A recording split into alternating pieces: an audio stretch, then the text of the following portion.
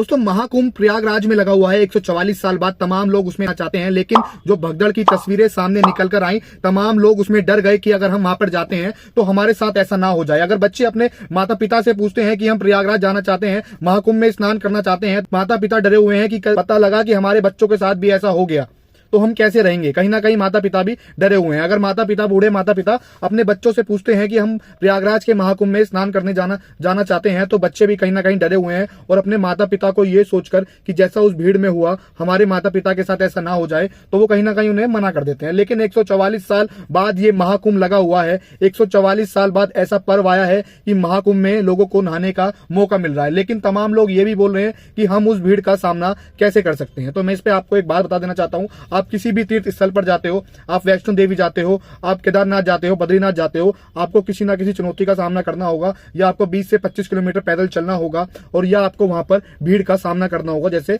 महाकुंभ में हो रहा है। महाकुंभ में तकरीबन आपको 20 से 25 किलोमीटर पैदल चलना होगा, क्योंकि आप महाकुंभ में स्नान करने जा रहे हो और ये एक बड़ी तपस्या होती है जो हर सनातनी को करनी चाहिए और आपको वहां पर जरूर जाना चाहिए। योगी आदित्यनाथ ने ऐसी वहां पर तैयारियां की हुई हैं, लेकिन एक छोटी सी चूक से कितने लोगों की जान चली गई। और मैं सरकार से या जो महाकुंभ में जो लोग देख रहे हैं, मैं उनसे एक ही बात बोल देना चाहता हूं कि आपको ऐसे रूल्स कर देने चाहिए जैसे वैष्णो देवी में है। वैष्णो देवी में जितने प्रतिशत लोग अंदर गए हुए हैं, उन्हें निकलने के बाद और लोगों को एंट्री दी जाती है। ऐसे ही आपको महाकुंभ में कर देना चाहिए। जितने लोग अंदर गए हुए हैं उतने % लोगों को ही अंदर आना चाहिए। मतलब एक लिमिट कर देनी चाहिए लोगों की, 700 लोगों की, 800 लोगों की, या 1 लाख लोगों की, या 2 लाख लोगों की। क्योंकि अगर एक कमरे में 10 बंदों की बैठने की गैदरिंग होगी, 10 बंदे लोग उसमें आ सकते हैं और मैं उसमें 1 लाख बंदे घुसा दूं, तो आप सोच कर देखिए कि उस कमरे का क्या हाल होगा। ऐसे ही महाकुंभ प्रयागराज में उस भगदड़ में हुआ।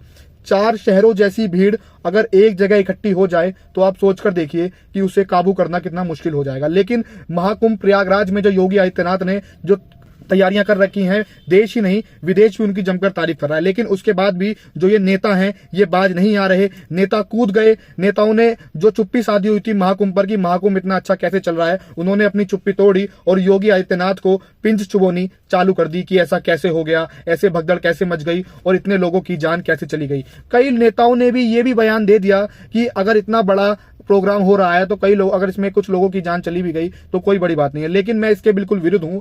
एक तरफ प्रयागराज की महाकुंभ को रख दीजिए और एक बंदे की जान को रख दीजिए और दोनों को बराबर समझिए, क्योंकि एक भी अगर जान गई तो सरकार को उसका जवाब देना होता है कि इसकी जान कैसे चली गई। महाकुंभ प्रयागराज में इतनी भीड़ को देखकर तमाम लोग ये भी सोच रहे हैं कि हम इसमें जाएं, अगर हमारे साथ ऐसा हो गया, भगदड़ मच गई तो हम क्या करेंगे। लेकिन उसके लिए सरकार ने बड़ी बड़ी तैयारियां कर दी हैं। एक छोटी सी चूक ने आपने देखा कितना बड़ा उसमें भगदड़ मच गई और कितने लोगों की जान चली गई। और किसी ने अपने परिवार को खो दिया, किसी ने अपने माता पिता को खो दिया, किसी ने अपने बच्चे को खो दिया, एक छोटी सी भूल की वजह से। और योगी आदित्यनाथ ने तो खुलकर बोल दिया कि मेरे से इतनी छोटी चूक कैसे हो गई, क्योंकि उन्हें दिल्ली चुनाव में लगा दिया गया था। एक बड़ा कारण यह भी हो सकता है कि योगी आदित्यनाथ को दिल्ली चुनाव में लगा दिया था, लेकिन योगी आदित्यनाथ ने बाद में दिल्ली चुनाव में जाने से बिल्कुल मना कर दिया था कि मैं दिल्ली चुनाव में नहीं जाऊंगा। मैं प्रयागराज में जो महाकुंभ लगा हुआ है, मैं उसमें एक एक चीज को देखना चाहता हूं और एक एक चीज पे नजर रखना चाहता हूं। लेकिन आप सोचिए एक बार कि अगर 4 शहर एक जगह इकट्ठे हो जाएं तो उस भीड़ को संभालना कितना मुश्किल हो जाएगा।